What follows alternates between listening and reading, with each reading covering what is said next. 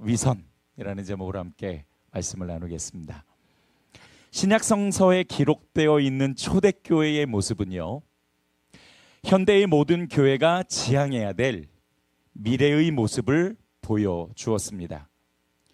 교회가 성령의 기름 부으심으로 시작된 후에 가장 먼저 전도를 시작했고, 전도받아 예수님을 영접한 자들이 모여서 사도들의 가르침을 받았으며, 사도들의 가르침을 받은 자들이 날마다 모여 말씀으로 교제하고 함께 예배하고 기도에 힘쓰면서 예수님을 기념하는 성찬식으로 자신이 그리스도인임을 고백하고 자신의 소유를 팔아 필요대로 나누어 쓰는 진정한 영적인 공동체를 보여주었습니다. 이것이 모든 교회가 표방해야 될 진정한 교회 모습입니다. 특히 예루살렘 초대교회는 성령님께서 임재하신 후에 구성된 최초의 교회였기 때문에 그 영향력은 앞으로도 영원히 지속될 것입니다. 하지만 문제가 없었던 것은 아니었습니다. 예루살렘 초대교회 결코 완전하지 않았다라는 사실입니다. 예루살렘 초대교회가 가지고 있는 가장 큰 문제는 바로 율법적인 사고방식을 버리지 못했다는 것입니다. 사실 예루살렘 초대교회의 창립 멤버는 성령님의 강력한 기름 부으심을 경험한 120명의 성도들이었죠. 근데 그 중에 대다수가 유대인이었습니다. 또한 사도행전 2장을 보게 되면 베드로가 설교했을 때 3,000명이 또 때로는 5,000명이 예수님을 영접하기도 했죠. 그들 또한 절기를 지키기 위해서 모인 유대인이었습니다. 그러니까 예루살렘 초대교회를 구성하는 성도 상당수가 유대인이었죠. 수요 기도회에 사도행전을 계속 나누고 있는데 그 사도행전 말씀을 보게 되면은 그 유대인의 숫자가 수만 명이었더라고 이야기합니다. 정말 많은 숫자가 대부분 유대인으로 채워졌던 거죠. 분명히 교회는 예수가 그리스도라는 복음과 성령의 기름 부으심으로 출발했지만 많은 유대인이 믿음과 동시에 율법을 버리지 못하고 있었다는 겁니다. 그게 예루살렘 교회가 가지고 있었던 아주 큰 문제였습니다. 물론 그럴 수밖에 없었습니다. 유대인들에게 율법은 정말 종교 그 자체였으니까요. 유대인들에게 율법은 목숨과도 같은 것이었습니다. 자, 여러분 생각해 보세요. 어제까지 율법으로 살던 사람이 오늘 예수 믿는다고 해서 당장 율법을 버릴 수 있겠습니까? 정말 어려운 일이죠.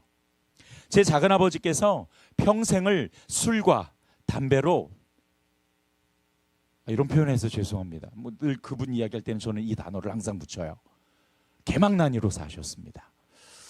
어느 날 이분이 성령님의 강력한 역사를 경험하고 나서 놀랍게 변화되기 시작하셨어요. 죄송해요.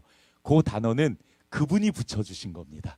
내가 그렇게 살았노라라고 그분이 저에게 이야기해 주신 거였어요. 여러분 오해하지 마십시오. 정말 사람이 이렇게 바뀔 수도 있나? 이렇게 변화될 수도 있나? 저는 정말 아직까지도 제 주위에 그렇게 많이 그러니까 순식간에 급작스럽게 변화를 이루신 분이 없습니다. 지금까지도. 정말 사람이 359도가 바뀌었어요. 거의 모든 것들이 다 바뀌었습니다. 성령님께서 그분을 잠을 안 재우시더라고요. 새벽 2시만 되면 깨우세요. 그리고 기도하게 하시고 성경 읽게 하시고 음성 들려주시고 환상 보여주시면서 작은아버지를 매우 강력한 은사로 훈련시키는 것을, 그 간증을 제가 많이 들었습니다.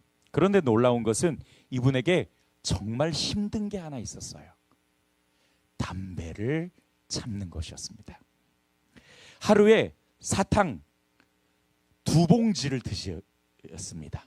2개가 아니라 2봉지. 그것도 작은 봉지가 아니라 보여주시는데 정말 큰 봉지더라고요. 그걸 이렇게 옆구리에 끼고 다니시다 계속 드시니까 결국에는 살이 점점 찌시더라고요. 여러분 사탕 많이 드시지 마세요. 작은 아버지께서 저에게 이렇게 고백하셨어요. 목사님, 참 이렇게 은혜를 체험하고 있음에도 어쩜 이렇게 담배 끊는 게 힘듭니까? 라는 이야기를 하시더라고요. 저는 그 이야기를 듣고 되게 의아했어요. 저렇게 성령님과 긴밀히 교제하시는 분인데 담배 끊는 것이 참 힘들다고? 왜 성령님은 그 담배를 끊어주시지 않으실까? 성령의 충만하심을 경험해도요, 이 과거의 습관은 저절로 끊어지는 것이 아니라 오랜 훈련과 인내가 필요하다라는 것을 저는 그때 알았습니다. 유대인도 마찬가지였습니다. 그들이 예수님을 믿고 성령으로 사로잡혔어도 과거의 율법적 습관은 버리기가 너무 힘들었다는 거예요. 그래서 예루살렘 초대교회는 율법과 믿음이 공존할 수밖에 없었던 시기였습니다. 그러다가 율법의 종지부를 찍는 사건이 생겨요. 어떤 사건이냐면 하나님이 베드로에게 3번의 똑같은 환상을 보여주시죠. 큰 바구니를 하늘에서 내려서 거기에 먹지 못하는 부정한 동물들, 짐승들이 가득 있죠. 하나님께서 베드로에게 그거 먹어라고 말씀하세요. 베드로가 아니 이거는 율법적으로 금지된 건데 제가 어떻게 먹습니까? 그 똑같은 환상을 3번을 보여주시고 그 다음에 고넬료의 집을 방문하게 하시죠. 고넬료는 이방인이었습니다. 하나님을 신실하게 믿고 선을 행하는 사람이었지만 이방인이었어요. 고넬료와 함께 그의 집에 모여있던 자들이 베드로의 설교를 듣고 성령을 받는 것을 보고는 베드로가 충격을 받은 거예요. 이럴 수가. 하나님께서는 유대인뿐만 아니라 이방인도 하나님의 백성으로 부르셨구나. 그때 깨달았습니다. 그 사건으로 베드로는 율법이 아닌 예수님을 믿는 믿음으로 유대인뿐만 아니라 세상 누구나 다 하나님 나라에 들어갈 수 있음을 깨닫고 율법의 종지부를 완전히 찍었어요. 그러니까 율법이 아니라 이신득의 믿음, 예수님을 믿음으로써 의롭게 되고 천국에 갈 수 있다는 이 이신득의 믿음을 선포하게 된 것입니다. 당시 베드로는 초대교회의 지도자였죠. 상당히 영향력을 많이 끼치고 있는 사람이었기 때문에 베드로에게 말씀하신 건 곧 예루살렘 교회에 말씀하신 것과 같았습니다. 그래서 예루살렘 교회 총회는 바울 사도의 복음을 공식적으로 인정하기도 했죠. 하지만 오늘 본문에 보면은 매우 당혹스러운 사건이 하나 일어나요. 하나님께서 이방인들에게도 구원의 문을 여셨다라는 것을 깨닫고 인정한 베드로가 이방인과 어느 날 같이 식사를 하고 있는데 사실 이 유대인들은 이방인과 식사하는 것을 죄로 여겼어요. 물론 하나님이 주신 율법에는 그런 게 없어요. 그런데 이들이 그 율법을 잘 지켜보겠다고 나름대로 규율을 만들었는데 그 규율 중 하나가 뭐냐면 이방인과 식사도 하지 마라. 그러면 죄다라고 하나님이 말씀하신 게 아니라 자기들 스스로 열정을 다하기 위해서 정해놓은 규율. 그러다 보니까 이 유대인들은 이방인들과 식사하는 것을 죄로 여겼던 거죠. 베드로가 어느 날 이방인들과 같이 식사를 하고 있다가 갑자기 유대인들이 들이닥쳤어요. 그런데 당황한 나머지 밥을 먹다가 다 내팽개치고 그 자리에서 나가버린 겁니다. 그뿐만 아니라 그 자리에 함께 있던 다른 사역자들과 바나바도 베드로를 따라서 그냥 나가버렸던 거예요. 같이 식사하던 이방인은 얼마나 당황스러웠을까요? 이게 뭐야? 왜 갑자기 저렇게 당황하고 나가지? 식사하는 자리인데 분명히 그런 반응이었을 겁니다. 바울 사도는 이런 베드로를 책망하면서 그거 외식된 행동이야. 잘못된 거야. 그건 복음적 행동이 아니야. 라고 책망했던 겁니다. 이제 율법은 종지부를 찍었습니다. 율법 시대가 아니라 예수 그리스도를 믿는 믿음으로 구원받는 시대가 됐잖아요. 베드로가 그걸 알면서도 과거의 율법에 얽매여서 자유롭지 못했던 겁니다. 베드로는 사람을 두려워했습니다. 하나님께서 환상을 통해 깨닫게 하셨음에도 불구하고 하나님이 주신 복음적 행동을 하기보다는 사람의 눈치를 먼저 보고서는 그 율법을 따르는 자들이 책망하고 손가락질을 할까 봐 그게 두려워서, 사람이 두려워서 그 자리를 내팽개치고 나갔던 거예요. 엄격히 말해 베드로는 이중행동을 한 것입니다. 예수 그리스도를 믿는 믿음 안에서 사는 사람이 과거의 율법에 얽매여 사람의 눈치를 보면서 신앙 소신을 펼치지 못했던 거예요. 복음을 따르지 않았고 복음적 행동을 하지 못했던 겁니다. 앞서 말씀드렸듯이 베드로는 하나님께서 주신 메시지를 직접 받은 사람이었어요. 그것도 환상으로. 또한 그는 예루살렘 교회에 큰 영향력을 끼치는 사도이기도 했습니다. 얼마든지 신앙 소신대로 행동하고 믿음을 보여야 될 자리였던 거죠. 유대인들의 비난을 피하려고 일관된 행동을 하지 못하고 이중 행동을 저지른 겁니다. 여러분, 이런 베드로를 보면서 무엇을 느끼십니까? 베드로 같은 위대한 사도도 이런 실수를 범할 때가 있는 것을 보면 과연 믿음을 가진 우리도 과거의 습관을 버리기 위해 정말 많은 훈련이 필요하겠다라는 생각을 하게 되지 않습니까? 비록 베드로가 순간적으로 신앙 소신을 놓치기는 했지만 오히려 그런 모습이 나의 연약한 모습과 일치되지요. 이것은 오히려 우리 그리스도인들에게 많은 교훈을 가져다 줍니다. 첫 번째로, 그리스도인은 위선을 조심해야 합니다. 우리가 그리스도인으로 살다 보면은요, 원치 않게 위선적일 때가 있어요. 속과 겉이 다르게 행동할 때가 있죠. 그게 참 우리의 약점이기도 합니다.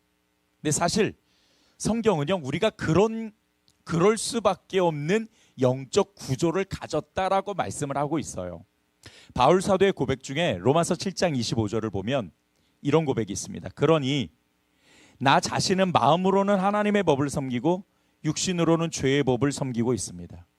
마음으로는 하나님의 법을 섬기고 육신으로는 죄의 법을 섬긴다. 다시 말해서 내 안에는 하나님의 법과 육신의 본능이 함께 존재한다라는 겁니다. 여기서 육신에 속한 죄의 법이란 정확하게 표현하면 하나님의 법을 따르지 않고 복종하지 않는 적대감을 이야기해요. 그러니까 내 안에는 하나님의 말씀을 따라야 된다라는 사명감과 더불어서 그걸 적대시하는, 갈등을 만드는 육신의 본능의 법이 함께 존재한다라는 것입니다. 이 두 법이 존재한다라는 건 우리는 언제든 위선적일 수 있다라는 뜻이에요. 이중 행위를 할 수 있다라는 거죠. 그래서 우리는 더욱 조심해야 됩니다. 뿐만 아니라 정직하게 생각하고 행동하는 훈련이, 영성훈련이 우리에게 꼭 필요한 이유이기도 하죠. 베드로는 율법에 자유한 복음을 가지고 있는 사람이었습니다.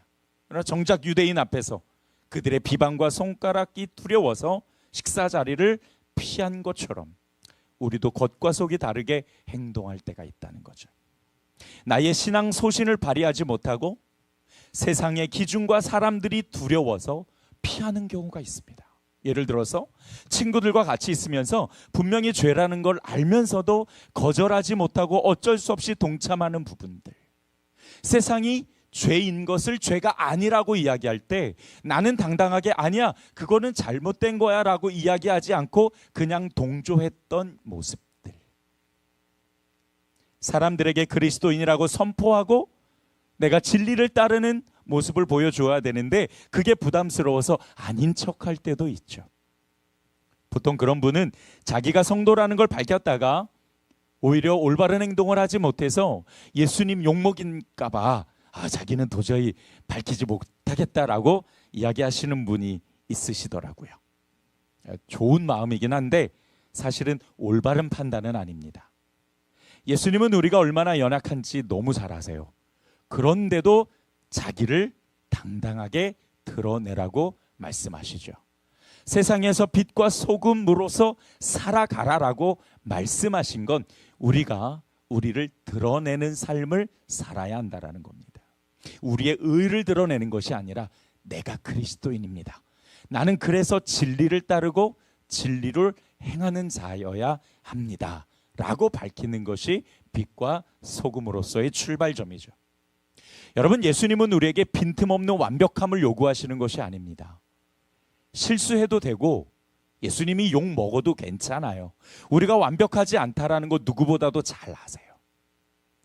오히려 그리스도인이면서 그리스도인이 아닌 척하는 위선보다는 차라리 예수님이 욕을 먹어도 당당하게 내가 그리스도인이라는 걸 밝히고 좀 연약하고 부족한 게 나은 거죠. 주님이 원하시는 건 그겁니다. 완벽하란 이야기가 아니에요. 그렇게 조금씩 우리 스스로 성숙하고 나아지는 책임 있는 행동과 삶을 우리에게 요구하시는 것입니다. 베드로가 보여준 위선, 이 이중 행동은 분명 책망받아야 될 행동이지만 그렇다고 해서 완벽하라고 예수님이 말씀하신 건 아니라는 거예요. 우리는 여전히 연약한 존재라는 걸 인정하고 스스로 조금씩 나아질 수 있도록 우리 스스로가 위선을 경계하고 조심할 수 있어야 한다라는 메시지를 주시는 거죠. 두 번째로, 그래서 우리는 소신 있게 행동해야 합니다. 중요한 것은 신앙인으로서 내가 믿음을 가지고 믿음으로 사는 사람으로서 소신껏 행동하는 것이 중요하죠. 우리는 믿음을 가진 자들입니다. 믿음 안에 있는 자들이므로 믿음을 가진 사람답게 소신을 나타내야 되는데, 예를 들어서 베드로가 유대인을 피하지 않고 당당하게 소신을 말하고 이방인과 같이 계속해서 식사를 했다면 여러분은 어떤 일이 벌어졌을까요? 두 가지 예측을 해볼 수 있습니다. 하나는 그곳에 방문했던 유대인들에게 손가락질을 당했겠죠. 교회의 수장이 율법을 지키지 않는다고 앞에서 뒤에서 엄청 비난했을 겁니다. 두 번째로, 하지만 베드로와 함께 있던 다른 유대인과 바나바와 그리고 그 이방인에게 복음에 순종하는 모습을 보여주고 하나님께서 영광 받으시는 자리가 되었을 겁니다. 베드로가 자리를 피한 덕분에 유대인들에게 손가락질 받는 것은 피했을지 모르겠습니다. 그러나 하나님은 영광 받으시지 못하셨죠. 오히려 복음을 부끄러워하는 결과가 되고 만 것입니다. 우리 그리스도인들도 마찬가지입니다. 사람을 기쁘게 하면 하나님의 영광을 가리고요, 하나님을 기쁘시게 하면 어쩔 수 없이 사람에게 손가락질 받는 이유는 그들이 생각하는 진리와 우리가 지켜나가야 되는 진리가 완전히 다르기 때문이에요. 여러분, 우리에게 진리는 뭡니까? 복음이고 하나님의 말씀이죠. 세상 사람들에게 진리는 뭔가요? 자기가 진리라고 생각하는 게 진리입니다. 특별히 정해진 진리가 없다는 거죠. 그러니까 세상에서 이야기하는 진리와 성경에서 우리에게 말씀하시는 진리는 너무 다른 거예요. 그러니까 우리가 하나님의 말씀인 그 진리를 세상에서 지켜나가다 보면 그들이 생각하고 그들이 기준으로 삼은 진리와 너무 큰 차이를 보이는 거예요. 그러다 보니까 사람들이 우리를 볼 때 너는 왜 그렇게 살아? 그렇게밖에 못해? 야, 그렇게 가지고 인생 어떻게 즐기냐? 이런 이야기를 들을 수밖에 없는 거죠. 그러나 우리에는 분명하게 하나님께서 우리에게 주신 이 복음, 이 진리를 우리는 지켜가야 될 소신을 가지고 있어야 됩니다. 그 신앙 소신이 우리를 그리스도인으로 밝혀주고 또한 세상 사람들에게 여러분, 빛이 여기에 있습니다. 여러분이 가장 어렵고 힘들 때 마지막으로 찾아야 될 예수 그리스도, 그 하나님이 여기 계십니다. 언제든지 오세요 라고 이야기해 줄 수 있는 거죠.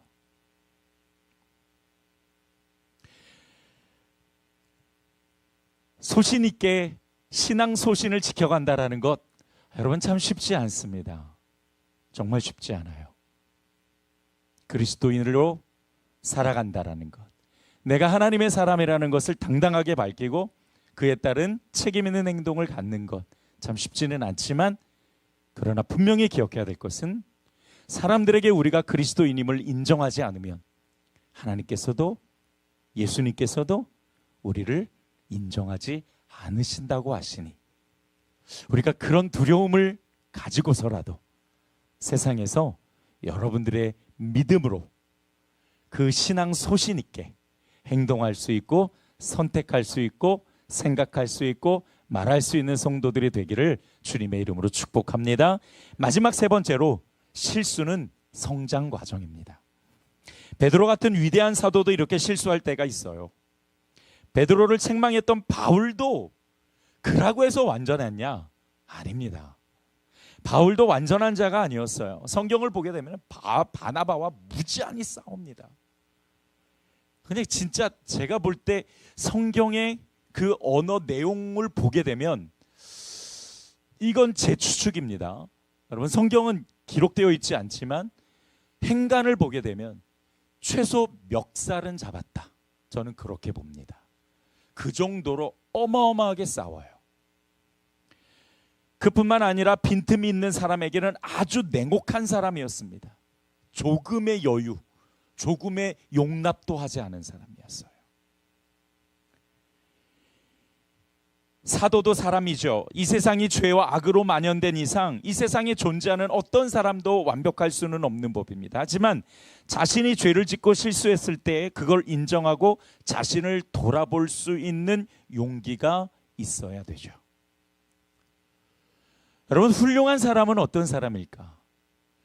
정말 성숙하고 좋은 사람은 어떤 사람일까? 아니, 이렇게 질문을 던집시다. 좋은 교회는 어떤 교회일까요? 우리가 교회니까 좋은 교회는 어떤 교회일까요? 죄를 짓지 않는, 실수하지 않는 완벽한 교회일까요? 아니죠. 자신이 죄를 짓거나 잘못했거나 연약함이 드러났을 때 그거를 인정하고 그거를 받아들이고 다시금 자신을 고쳐나가려고 도전하고 몸부림치는 사람이 훌륭하고 하나님이 기뻐하시는 교회로서의 모습을 가지고 있는 겁니다. 자, 여러분, 오늘 바울 사도가 베드로를 책망해요. 베드로가 어떻게 반응했을까요?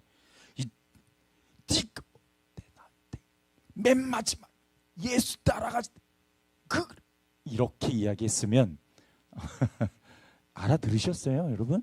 예, 여기서 할 말하는 못할 말 다 할 수는 없으니까 그렇게 잘 이해해 주시고, 그렇게 막 했다라고 한다면 성경이 글쎄요 어떻게 말씀하셨을지는 모르겠습니다만은 바울 사도의 지적에 베드로는요 자신의 잘못을 겸허히 받아들이고 인정을 합니다. 만약에 둘이 싸웠으면은 관계가 굉장히 멀어졌겠죠. 베드로후서 3장 15절 보면 이 베드로가 바울을 향해서 뭐라고 부르냐면 사랑하는 형제여라고 불러요. 그 지적을 받아들이고 자신의 잘못을 깨닫고 돌이켰던 것이죠. 또 뿐만 아니라 바울이 베드로에게 책망했다라는 사실을 이렇게 성경에 기록하고 성도들에게 말할 수 있었던 것도 역시 베드로가 그것을 인정했기 때문입니다. 자, 말씀을 정리해 보죠. 우리도 참 연약한 사람들이에요. 모르겠어요. 워낙 율법의 기능이라는 것은 우리가 완전할 수 없는 죄인이라는 것을 알려주는 것이 율법의 기능이기도 하지만 사실 말씀을 보고 묵상하면 묵상할수록 참 보잘것없는 존재다라는 생각을 하게 돼요. 여러분, 어제 우리 새벽 예배 때 민수기 20장 말씀을 나눴거든요. 거기 어떤 내용이 나오냐면 무리바 사건이 나와요. 기억하시는 분도 계실 거예요. 이스라엘 사람들이 신광야에 머물러 있는데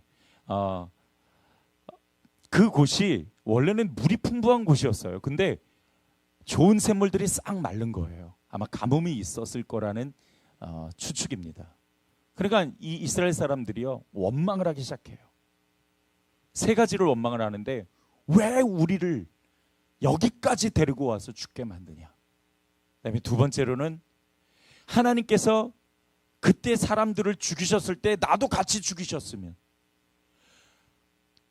내가 왜 여기까지 쫓아와가지고 하나님을 섬긴다고 이렇게 개고생을 하느냐, 이런 이야기들이 나와요. 그런데 하나님께서 그들의 원망을 듣고 바위에서 물을 내주십니다. 여러분, 하나님께서 이스라엘 백성들의 원망을 듣고 물을 내주셨다 이렇게 성경은 말씀하시지만 사실은 그렇지 않아요. 좀 더 원문에 가까운 것은 하나님께서 이미 물을 준비해 놓고 계셨어요. 그런데 이스라엘 사람들은 하나님께 원망하면서 그 은혜를 얻어낸 거예요. 원망으로 은혜를 얻어내느냐, 감사와 기도와 믿음으로 하나님의 은혜를 얻어내느냐, 이 차이는 굉장히 큰 겁니다. 여러분, 우리의 삶이 고단하고 어려운 상황에서 우리는 원망할 수도 있고 기도하고 믿음으로 하나님께 의지할 수도 있어요. 둘 다 은혜를 얻을 수 있는 방법이지만, 원망은 성경에서 뭐라고 말씀하시냐면, 왜 그 지역을 무리바라 그랬냐면 이스라엘 백성이 하나님과 더불어 다투었다. 다투어서 은혜를 얻어낸 거예요. 다투어서 하나님의 영광을 본 겁니다. 그렇게 할 필요가 없었죠. 하나님이 이미 준비해 놓으셨으니까 그냥 하나님 너무 목이 말라요, 우리에게 물을 주세요 라고 간구하고 하나님을 의지하며 하나님 앞에 기도했다면, 그래, 이거 내가 준비해 놓고 있었어, 내가 왜 모르겠니, 내가 여기까지 너희를 인도했는데 물이 없는 곳으로 인도하고 또 내가 이 상황이라는 걸 알고 있는데 내가 왜 주지 않겠니 라고 주셨을 거예요. 여러분, 우리가 그렇습니다. 우리가 그렇게 연약하고 그런 이스라엘 백성들을 보면은 우리 자신을 보는 것 같아요. 아, 내가 그랬는데, 내가 그렇게 연약했는데, 내가 그렇게 부족했는데. 여러분, 성경은 참 우리가 연약한 존재라는 것을 알게 하시죠. 그러나 아는 것에서 끝나는 것이 아니라 정말 우리가 그 말씀과 진리를 가지고 더 고쳐나가고 회개의 영성을 이뤄가면서 그리스도를 닮아가는 우리 성도들이 될 수 있기를 주님의 이름으로 축복합니다. 믿음을 지키지 않으면 우리는 언제든 이중행위를 할 가능성이 무궁무진한 사람들이에요. 그렇게 더더욱 우리가 믿음을 지켜가고 소신 있는 결단이 필요한 때입니다. 신앙인답게 소신 있게 하나님께서 나를 자녀로 부르셨고 그리스도인으로 부르셨음을 우리가 감사하면서 여러분이 사는 그 세상, 여러분들이 사는 삶에서 당당하게 그리스도인임을 밝히고 또 우리가 소신 있게 행동함으로써 하나님이 우리를 통해 영광 받으실 수 있기를 주님의 이름으로 축복합니다.